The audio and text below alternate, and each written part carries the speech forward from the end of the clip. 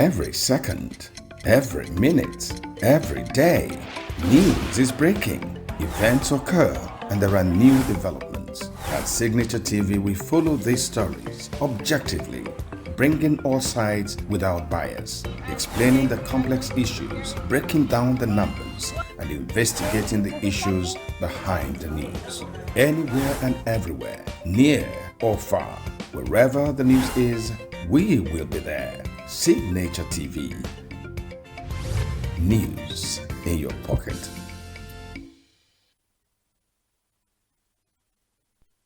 Welcome back. You're still watching E-Vibes, the entertainment show on Signature TV. Here with me is Nkiru Sylvanus, right? Once the beating heart of Nollywood, Enugu was the city where stars were made and timeless stories came alive. It was in these streets and studio that the golden era of Nigerian film was born, and where faces like Nkiru Sylvanus, fondly known as Bleble, rose to fame with unforgettable performances that defined the generation. But today, the cameras have gone quiet. The once busy film location stands still, and Nollywood spotlight has shifted elsewhere. What happened to the city that gave birth to so many stars? Why did Nollywood move on from Enugu, and what does that mean for the future of the industry and actors like Nkiru Sylvanus, who built this legacy there? Today, we take a look back on Nkiru Sylvanus' journey as an actress and what drove Nollywood away from Enugu. So thank you for joining us. Thank you. You know, you actually look pretty and impressive on the screen. I hear that all the time. Thank you. You're welcome. It's our pleasure to have you. So let's talk. Let's know actually what drive you to being an actress. Well, I would say it started when we all watched Living in Bondage. Okay. You know, we were little then, and then we used to watch from the windows, and then our parents would be like, "You get out of that window." People would be like, "You're too small to be watching movies." And growing up and getting into secondary school, we find out that dramatic clubs and societies, the flair, the zeal. I think the decision to become an actress came after I watched Omotola in one movie then while I was in secondary school. I think it was Abused. Okay. She was abused in that movie. So yeah, I watched it as she was young, and I was like, I want to be like her. So immediately I finished secondary school, my next goal when I got admission was to start attending auditions until the dream came to life. Yeah, impressive, actually. Yeah. Impressive. So looking back at your early roles, what projects or moments do you consider your true breakthrough in Nollywood? Would you say is when you acted Bleble? Yes, when I did A Cry for Help, that was a turning point for me. Before that particular movie, I've done like one or two other movies, but they were also out there, but they weren't as popular as A Cry for Help. So A Cry for Help came, and then I think God just used it to skyrocket my career. Yeah. So what was the biggest challenges you faced? I mean, we know that being an actor is quite engaging. It takes almost your time. There's a whole lot of actors and actresses that have said, oh, being an engineer is even more easier than being an actor. Even our superstar Ira Star said she gave accolade to all actors because she was featured in a movie that's coming up very soon. So now, what challenges did you face, you know, trying to be at that spotlight and playing those roles? Well, there are a lot of challenges. The truth is that no matter what you find yourself doing in life, you meet challenges, right? So there are a couple of challenges. One is trying to work so hard to make sure that you fit into the environment you have found yourself and be successful in it. And then having to do with the competition that is within the entertainment industry, because for you to stand out there, you have to be competitive with your acting, not with your lifestyle, actually. And then the shouting from directors, in fact, it's back in the days when we started, we dread directors, because once they come on set, you must comport. They are always screaming, shouting, trying to get the best out of you. And sometimes you cry, you weep, and all that. And then you also have people by the side who would want to talk you down, to tell you that you're not fit for this industry, you can't make it. So it takes self-determination and courage for you to keep pushing until you push into success. So it wasn't that easy, but peer pressure, everything was putting together, but I personally kept on pushing until the breakthrough came. Yeah. Absolutely, I totally agree with you, right? Yeah. But we tend to notice that you played more of tragic role, crying role, and you played it so well. I don't know how you do it. I can't just wake up and start crying. Right? So tell us, was that the only part they saw in you to play, or did they just feel like, oh, you have the face for that, you have the right voice for it, and I mean, your eyes never dry water? I don't know. Actually, I think I'm not really a crybaby. Okay. I wouldn't say I'm tough. Okay. Inside, I'm someone who perseveres. I'm someone who don't give up. You know, I'm not someone that pressure puts by the side. I know how to dog it out when it comes to pressure. So when my father saw my movie, the Cry for Help, he looked at me like a million times and said, "Are you sure that this is you? Because the you I know will not be crying at every provocation that this is not you." So it took a lot of discipline for me to get into that character, and probably because I did it so well. So and considering my age at that time, so everybody now saw that naive, innocent, traumatized young woman in me. So every role, and of course because people loved it, appreciated it, so it gave me that particular image of that kind of naive poor girl on the street that needs help. So every script that has to do with crying, suffering, and all that, the first name that comes in mind is Nkiru Sylvanus. I mean, so the script keeps rolling in, yeah. And at some point I wanted to stop acting those roles, but I told myself the most important thing is to interpret a role, encourage someone out there. There's someone on the street who probably is going through the same thing I'm interpreting in a movie, and there's light always at the end of the tunnel. Okay. So it's not just about me showing off my skills. It's not just about me trying to be beautiful on the screen.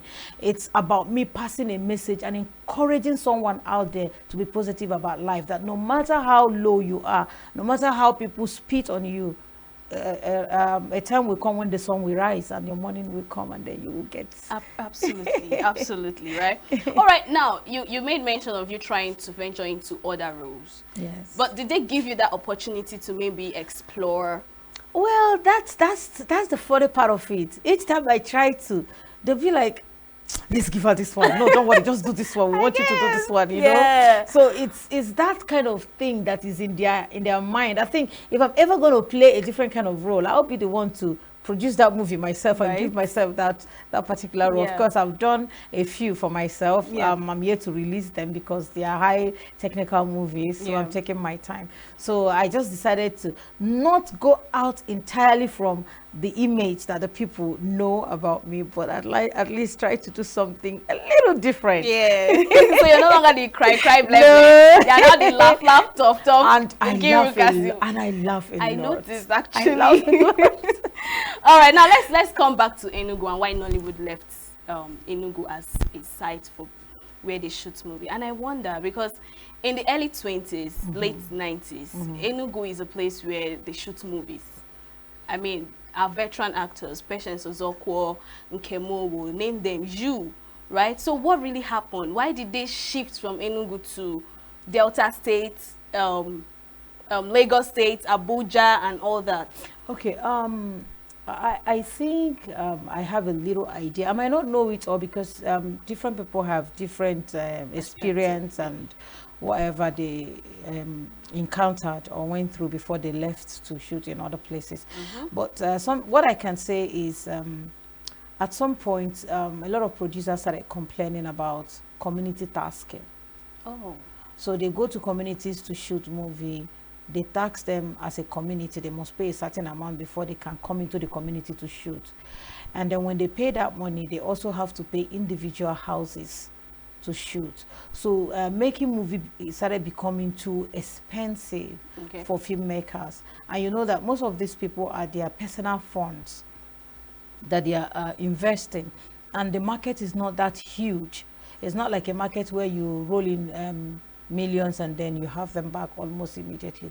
It's like we were all struggling to make ends meet, especially when it has to do with those low budget productions, which is what we circulate around within the country, except of course you shoot a high profile movie that you have to take to the cinema and probably to other more expensive platforms, where you get huge amount of money and return of income. So in that kind of movies, the amount you spend is not really much a problem to you, because you know you're going to get it back. But for these regular ones, the one we use to entertain ourselves within our circles, so we were finding it difficult to continue with that kind of environment. And sometimes when we are coming out from locations, we find out that people try to fight us. You know, you see some youth waiting by the road. Why though? Some of them want you to give them money. Some of them steal from us. I remember a certain incident where some cameras were stolen.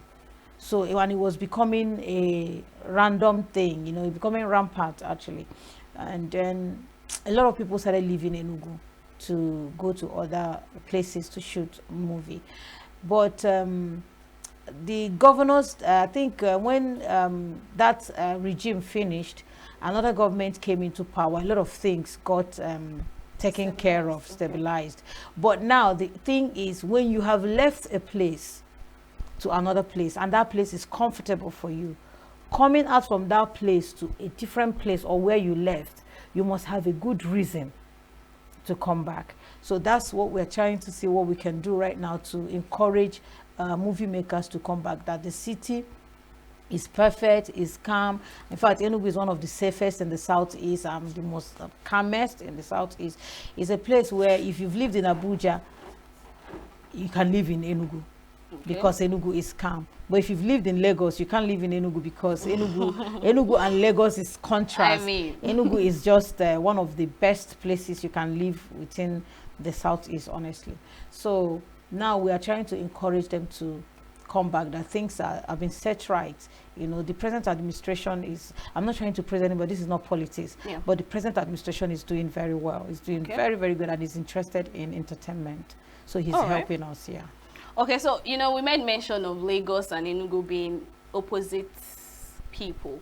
But people tend to say that Lagos has more infrastructure, their governments or the PR for entertainment tend to do more when it comes to entertainment, and not just for actors, content creators, musicians tend to see Lagos as a promising place.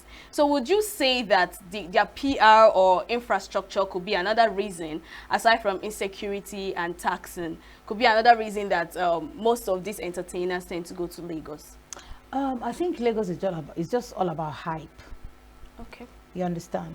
You know, it's just like Coca-Cola. Coca-Cola is popular. So no matter what you do, somebody will always say it tastes better. So Lagos is like overhyped. You understand? And when it comes to creative arts, like the ones we do, everywhere it's your office. You can shoot a wonderful movie even in my local village, and it will go viral and people will watch it. So people are not really interested in the location where you make your content, but they are interested in the quality of what you are making. So I wouldn't say that Lagos gives them a better environment, but I might say it gives them a better network, because probably because of the companies that are there, investors. It's easier to source investors when you're in Lagos because of of course you mentioned it, the infrastructure, the companies, the investors, people who are willing to invest in all these, and then the market as well, because you have the cinemas and all that, where people can actually go to relax in the evening, watch movies, and movie makers also find it easy to access those platforms. If we can have those kind of things around the southeast, of course, there will be nothing different between making content in Lagos and making content in the southeast. So do you think work are being put in place to make those things available in Enugu State? Of course, Enugu is, in fact, is a whole lot that is happening in Enugu. I think it's going to be a different topic on its own, because a lot is being put in place to make Enugu the hub of filmmaking again, and the government is not joking about it. I feel proud, kind of. All right, now let's come back to Nollywood. In your perspective, would you say that Nollywood have grown? They're no longer that baby they used to be when it comes to all these platforms like Netflix, Amazon, MovieBox, and the likes? Yes.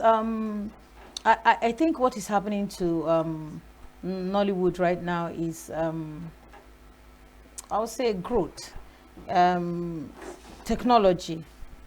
Like things are people we are going digitalized in the world, so we are just following the trend. So before now, Nollywood was capable enough to generate enough income for the filmmakers. I mean, we're over 250 million people in Nigeria. So if we can even make movies that over 10 million people will buy and watch. I'm talking about in the days of the CDs and the DVDs.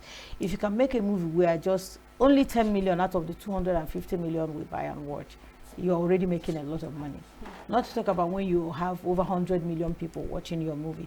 I think what was wrong with Nollywood at some point was marketing. It was the market. It was the strategy to sell the movies, to push it out. We had monopoly of the market at some point, where a particular group of people were controlling the market, and they were being selfish about it. They didn't want it to go beyond them. They wanted to control it. So it was like a kind of monopoly, and it affected the growth of Nollywood at some point. Yeah. But these platforms that came up has also given filmmakers within the country a sigh of fresh breath, where people now make film with the conviction that they are going to make their money back. So they don't have to wait on queue for one marketer to reject the film or accept it, because at some point you should finish.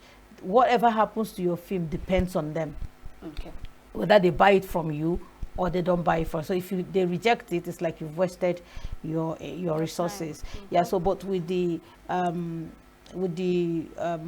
YouTube and like the Netflix, like the Amazon, all of them now, so we have options. And there's so many other platforms that people don't know about that are also interested in buying Nigerian movies, because we are everywhere. Some people say, oh, Nigerian movies, you guys are stereotype, you keep telling these stories. We tell great stories. There's so many stories out there that when you have the opportunity to watch, you'll be amazed at what is coming out from Nigerian filmmakers. We are really, really doing well, but we can get better. I'm actually proud, honestly. I can testify for that. But then again, you know, this whole rise of almost everybody wants to be a producer and director. There is this hold up, let me speak in Nigerian language. There's this traffic in YouTube, right? Every single day, a producer is dropping a movie, and it tends to look like we are losing our originality, our flair, the interest and all, in as much as they tend to diversify sometimes and not just talk about love, right? Now, would you say that they are following trend, or they are just doing all this to get ends meet and keep Nollywood going? I think most of these people, they are doing it because of the money. Okay. Yeah, you know, this believe that the more once you keep updating your page, your channel, you get traffic and you make money. So the more videos you update, the more money comes in. So most of them are no longer interested in the quality of what they are pushing out there, and that is also what will bring the death of that platform, because when people get tired of it, they will start looking for something else to watch. So but we're trying to see how we can control it, but unfortunately it's also difficult to control what goes on YouTube, because YouTube does not belong to Nigerian filmmaking. It's a global thing, so it's also a difficult thing to do. But we're trying to see what we can do to make sure that our producers at least produce good quality films. At least we're starting as the current chairman of the Association of Movie Producers in Enugu State. We're trying to see what we can do to make sure that what comes out of Enugu is quality. In fact, that has always been the case. Any movie that comes out of Enugu used to be quality. Even as movies have moved to Asaba right now, they still tag it Asaba movie, because when you see it, you see the quality. You know, no, this is not it. But if it's coming from Enugu, there's always that, because we know this game. We know this. Not you feeling yourself right no, now. I'm telling you, this Yeah. is our thing. It's something we love. It's Mm-hmm. passion. You know, Yeah. it's not just about putting my face out there. It's about feeding people what will impact them and change their lives. All right, so let's come back to this insecurity in Nollywood and, of course, in the States as a whole. You know, they find it difficult now, most women, to feature into movies. I mean, to even be at the spotlight. That's because they tend to face a whole lot of harassment when auditioning. You know, there was a time that Ngozi Ezeonu said it's because of what you wear. And, of course, someone dressed, there's a very revealing outfit. So now, would you say that most of these upcomers, they've lost it, or they tend to forget the rules and regulations that has to come with you coming for audition and being an actor? Well, you know, there's this notion about entertainment, especially when it comes to movie making, actors. You know, maybe it's because of the role models that they look up to. Maybe it's because they think that entertainment is about losing morals. It's about being naked. It's about showing off your beauty, your body, your assets, you know. So when you're too exposed out there, you put ideas in the mind and the head of our young men and young women out there, you know. Everybody begins to feel that you're up for take. And so when what you're attracting comes to you, you start screaming. So I think when people, all these young and upcoming actors, when they begin to understand that acting is a noble work, and it's where you can also work and maintain your prestige, your integrity, and your family values. You know, you can actually present a picture of how you want people to address you and relate with you.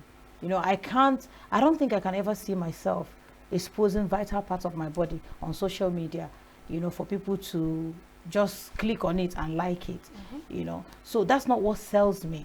What sells me is my talent. So the more you focus on your talent and less focus on exposing your body, it helps also people to address you appropriately and have respect. And when it comes to harassment, I also think that harassment is a general thing all over. You know, whether you're in the entertainment industry or you're not in the entertainment industry, women and men as well get harassed, because we seem to talk about women harassment all the time. Men are also being sexually harassed, you know. So this harassment is everywhere. So when it comes to the entertainment industry, you know how it is. I just don't want to go into much details. Okay. So people get attracted, people get aggressive. You just have different kind of people. It's just about individuals, you know. Okay. But and how you are able to manage it. And All also report to the right authorities when you're being harassed. Right. Yes. Emphasis on that, actually. Now, I mean, I agree with you, right? Now, let's come back to the whole money, infrastructure, taxes, and all that. We once had an actor here who was lamenting, shouting, screaming that most times producers, they don't care about the upcomers. They keep you there without food, without water. In fact, they waste your time, and they focus more on the celebrities, those that are already in the spotlight, and giving them money. Yeah. Now, what would you say that could be the reason? Is it because, I mean, you might just have too sane to play in this role, or just because the person is still trying to blend into being an actor? Okay. I would, first of all, what I want to say about that is about choices you make for yourself. Okay. You know, when you reduce yourself to the level where people have to step on you, I don't think you have anybody to blame. You definitely have yourself to blame for it. I can't go on a set where somebody's looking down on me. You abandon me. I don't get to do my work. You don't feed But me. you're a celebrity. No, I mean, I'm just using myself to give give an example. For like, them. let's say I'm just a regular person that is not out there. I'm talking about who I am. Okay. You know, and I allow myself to sit on a particular location, and then someone is neglecting me. You don't give me food, and then the next day I take my shower and I come back to the same set again. I mean, I should put a value to myself and say, no, I'm not for this. Because first, if you know what you have, what you just need is time and the right opportunity. And if you keep pushing, the time and the right opportunity will come. I think what these upcoming actors should do is try to invest in themselves. What I mean investing in this is not about buying clothes and buying shoes. It's about intellectual investment. Okay. Read up books, go to classes, watch interesting movies, define who you want to be, and then place yourself where you want to be. You know, it's not about being aggressive or being disrespectful. It's about knowing what you want and how you want it and how you want to channel your life. You know, I make a lot of sacrifices. People also have to understand that success comes with a lot of sacrifices. Yeah. It doesn't come with you wanting everything to work for you just immediately you get into it. Okay. I mean, you have to go to auditions, stand in the rain, starve, work, persevere, and then success will come. You know, I used to tell people that the best answer to someone who's looking down on you is success. So the moment someone is looking down on you and like, what can you do? You don't need to say anything. All you need to do is work hard to be successful. They will regret it. One day they will look and say, oh God, I remember when I did this. When they see, they can't even talk because they know that you have gotten to that level where you have earned their respect. So it's all about you defining yourself, actually, because there's nothing, absolutely nothing we can do about it, you know, because we can't be everywhere at the same time, you know. Of course, we have rules presently in the entertainment industry where at least an actor on your set deserves one meal. Yeah. At least one meal. You know, you don't have to starve an artist the whole day. But the normal thing is that we say feed an artist twice, at least the breakfast and the dinner. All right, thank you so much, Nkiru Sylvanus. I had a great time having this conversation with you, but of course, our time is up. All right. I'm sure you had a great time doing this with me. I did as well. I did. Okay, thank you Yes. so much for Thank coming. you. Thank The show you. has come to an end. Join us same time tomorrow for more interesting conversations like this, and of course, trending stories from the entertainment industry and social media. Follow all our social media platforms, subscribe to our YouTube channel, enjoy the rest of your day, and of course, I remain your baby girl, Queenette Mukunta.